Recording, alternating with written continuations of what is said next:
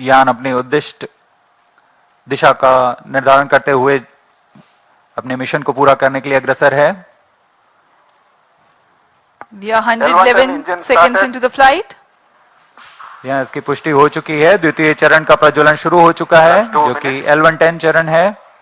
इसका प्रज्वलन शुरू हो चुका है। अब दोनों स्टेप ऑन बूस्टर्स और L110 परफॉर्मेंस नॉर्मल चरण एक साथ प्रज्वलित हैं।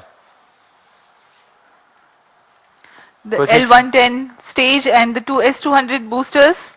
both S200 motors separated. Just now we have had a confirmation of the separation of the two S200 boosters. Range operation निदेशक द्वारा इसकी पुष्टि की गई। दोनों S200 बूस्टर को यान से पृथक कर दिया गया है। इसमें लगे जेटिसनिंग मोटर की मदद से उसे यान से सफलतापूर्वक और सुरक्षापूर्वक पृथक कर दिया जाता है। We are 160 seconds into the flight. Current altitude 104 kilometers. वर्तमान में L110 यानी द्वितीय चरण प्रज्वलित है। Payload fairing separated. Plus 3 minutes. Closed loop guidance initiated. यान से ऊष्मा कवच को पृथक कर दिया गया है। अब यान 123 किलोमीटर की ऊंचाई पर प्राप्त कर चुका है और वर्तमान में यान क्लोज लूप गाइडेंस के अंतर्गत स्वतः दिशा निर्धारण कर रहा है। The closed loop guidance has been initiated for LVM-3 launch vehicle. Hereafter, the rocket will use real-time data from onboard sensors to continuously correct its flight path. The payload fairing has been already jettisoned as the rocket has cleared the dense atmosphere. तरल नोदक पर आधारित यह चरण दो उच्च प्रणोद वाले विकास engine की मदद से कुल 1600 किलो न्यूटन का प्रणोद उत्पन्न करते हैं। इंजन की अधिकतम प्रभावी क्षमता प्राप्त करने के लिए ईंधन और ऑक्सीडाइजर का खास अनुपात मिलाकर यह प्राप्त किया जाता है। इस चरण का प्रज्वलन का लगभग 200 सेकंड का होगा। इस चरण में यान में लगे एक्सेलेरोमीटर और जायरोस की मदद से इंजन जिम्बल किया जाता है और यह क्लोज लूप गाइडेंस के अंतर्गत अपनी दिशा निर्धारण करता है। First stage performance normal. The second stage L110 is continuing its operation.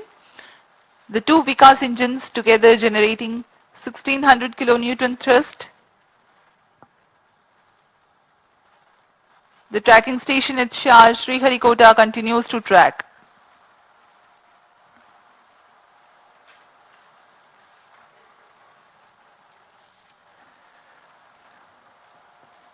जी हाँ, यान पूर्णतः सामान्य निष्पादन करता हुआ अपेक्षित पथ का अनुकरण करता हुआ उद्दिष्ट मिशन की ओर बढ़ रहा है। Stage authorisation issued.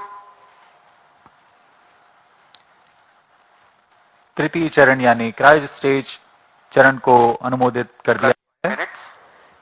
Shah and Port Blair ground stations continue to acquire data. L110 stays separated. Cryo stage ignition command. Cryo stage ignition confirmed. यहाँ सभी वैज्ञानिकों के लिए ये एक हर्ष का पल होता है। रेंज निदेशक द्वारा भी इसकी पुष्टि की गई। द्वितीय चरण को सफलतापूर्वक बंद कर यान से पृथक कर दिया गया है तथा अंतिम चरण तृतीय चरण प्रज्वलन शुरू हो चुका है। Now the third stage of LVM-3 rocket, the cryogenic stage has commenced its operation. Cryo stage performance normal. It is thrusting nominally with 28.6 tons of cumulative propellant loading of liquid hydrogen and liquid oxygen. The engine develops 200 kilonewtons thrust.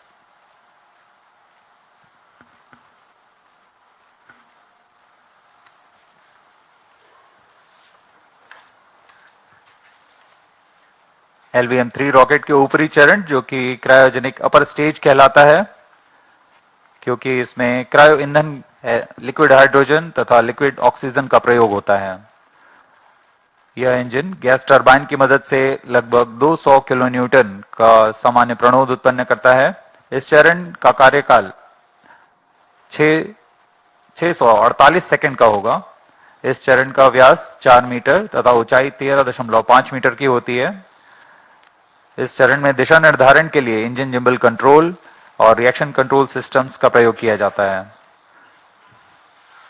इस चरण में कुल 28.6 ton cryo ईंधन का भराव हुआ है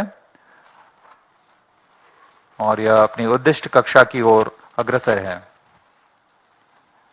cryo चरण सबसे जटिल इंजन माना जाता है क्योंकि क्रायो ईंधन जैसे लिक्विड ऑक्सीजन जिसका कि बॉइलिंग पॉइंट -253 डिग्री सेंटीग्रेड और लिक्विड ऑक्सीजन का बॉइलिंग पॉइंट -183 डिग्री सेंटीग्रेड होता है।